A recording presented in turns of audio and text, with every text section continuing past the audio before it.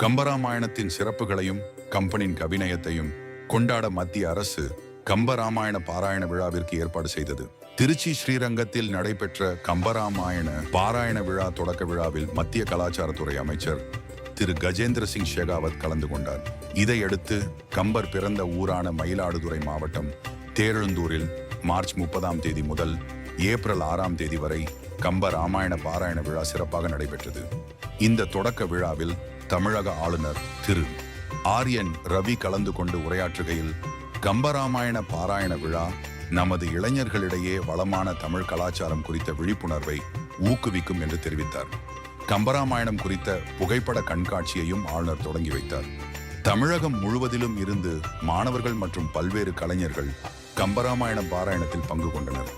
கம்பராமாயணத்தை மக்களிடையே கொண்டு சேர்க்கும் முயற்சியாக நடைபெற்ற கம்பராமாயண பாராயண விழாவில் பொம்மலாட்டம், சொற்பொழிவு, நாடகம் போன்ற கலை நிகழ்ச்சிகள் நடைபெற்றது.